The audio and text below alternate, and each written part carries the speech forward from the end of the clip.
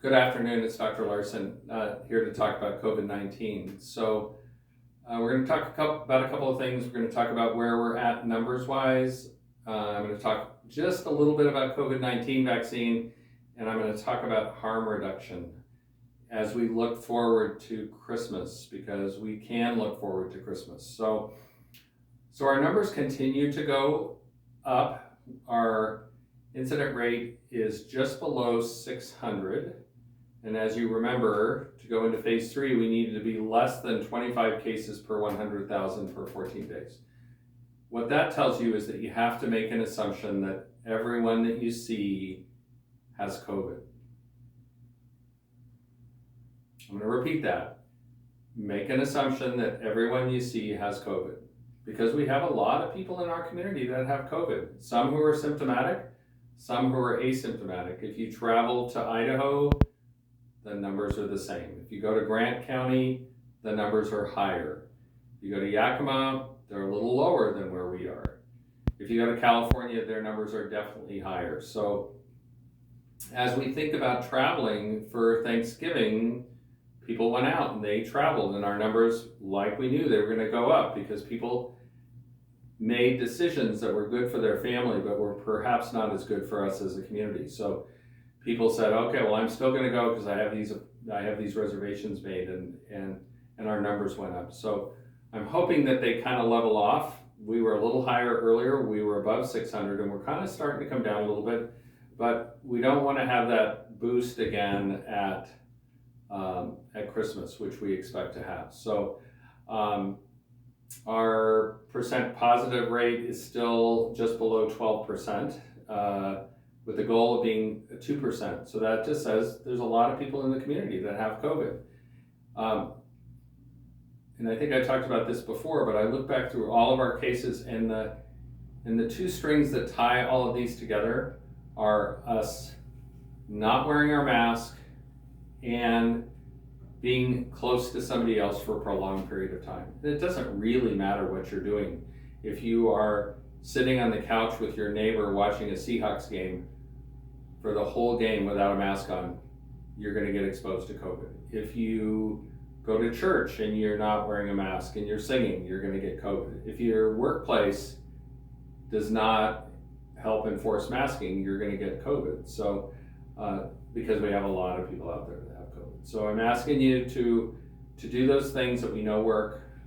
Wear a mask, keep that 6-foot social distance, so we can keep businesses open and we can keep school open. So we're going to talk a little bit about that at the end. Our school numbers, we're going to get to the end of the semester, that's this Friday, but we continue to have cases in school. We just had our first case that was transmitted at school to teachers who made a decision. One was positive, made a decision to sit in a small room for an hour eating lunch without masks on. So it's the decisions that we make that lead to transmission. So that's where we're at from a number standpoint. COVID-19 vaccine is on its way. We are getting a pallet full of COVID-19, or what they call a pizza box of COVID-19 vaccine. It already has gotten to Grant County. Got there today. We expect ours in the next couple of days. That's going to go to healthcare personnel, first responders, people in the nursing home, as well as people that work at nursing homes. We soon will start getting more vaccine. That happens to be the Pfizer vaccine, but we're going to get Moderna vaccine.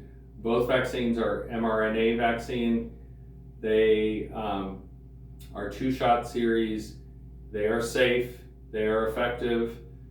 I'm asking you to get a vaccine when your turn comes, when you can get vaccinated, because we want to keep businesses open. We want to keep schools open. We want to get churches back open again. So we have to have some trust. So I'm asking you to trust me that this has been vetted, that we should be thankful to President Trump that he pushed through vaccine development with lots and lots of money, but there's a lot of science that's behind that, and we would not be pushing this out if it was not safe for people to take. So you'll start seeing vaccine being given in Kittitas County probably the end of this week. So that's my hope. So the third thing I wanted to talk about is just about harm reduction. We talk about harm reduction in public health a lot. We use it with substance abuse. We use it with sexually transmitted disease, how to protect ourselves. So with COVID-19, we're still talking about harm reduction. So your bubble, your family bubble, is harm reduction. I'm staying with my 3 people in my family. We're just kind of doing things together. But if we do things with others, I think my son went and hiked the ridge with one of his friends today. They drove in separate cars out to Monastash Ridge, hiked the ridge wearing a mask. That is reducing risk. If we go to a restaurant and we eat outside, that's less of a risk than eating inside. When we're eating, we should really be having our masks on and then take our masks off, take a bite, pull our masks back up. I know it's inconvenient, I know it's not very much fun to do, but it's harm reduction. It allows us to continue this, keep those businesses open. I'm asking you this Christmas to spend your money at those businesses so we can keep those businesses open, those restaurants, those stores in town. Other things that we can do: when we go to church, we should wear a mask. When we go to church, we shouldn't be singing in church. I know everybody wants to have everything be normal again, but we need to do things that reduce the risk. If you're gonna drive to Snoqualmie to go skiing when we have snow, you should drive in separate cars, or at least cars with your own individual family. If you go to Mission, only immediate family members can ride up on the lift together. So otherwise, if you go with one of your friends, you're on a lift and your friend's on the next lift. So those are all things that are harm reduction. So it's not that we can't do anything, but we can do the things that reduce the risk. So not doing things inside.